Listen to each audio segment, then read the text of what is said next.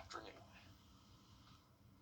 Augusta leaders racing the clock to close nearly a $7 million budget gap before the end of the year.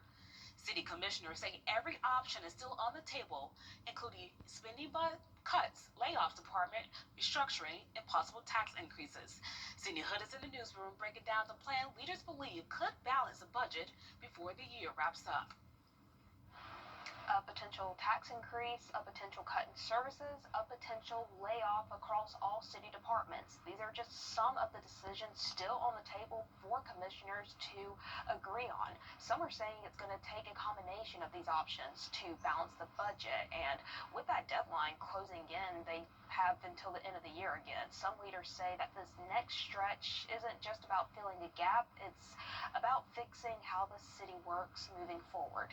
We've never had the opportunity to do a work efficiency study to see if we have the right people in the right departments that provides not only accountability to the taxpayer, but ultimately accountability to our ability to perform the most essential services that we must perform and deliver to our taxpayers. And I think this action next year, if we take on this action of evaluating the departments, it will give us an opportunity to see where there's additional cost savings to be made. But before the end of the year, leaders have to balance the budget, and they still have roughly $7 million to fill. It's going to have to result in some additional cuts. It's going to have to result in some additional efficiencies. It's going to definitely have to result in some additional increases to the millage rate as well. I don't want to go there.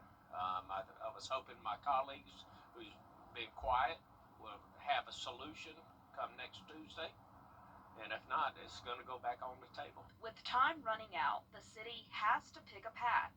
Which cuts take effect, what gets reorganized, and whether taxpayers feel any of the difference. Those were on the table when we left off, so we'll resume the conversation.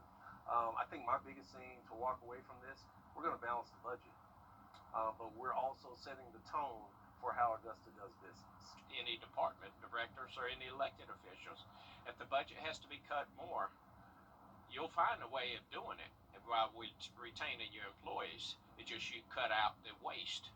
And if you look at the end of the year, how much money is being spent that comes across our commission floor, that's everybody trying to expand their budget. The path forward is just a compromise. It's a combination of both. Commissioners meet again on December 16th to try another attempt at balancing the budget. State law requires them to have it done by the end of the year, but both the mayor and several commissioners I've spoken to say they are confident it will be done by that deadline. South Carolina faces a new lawsuit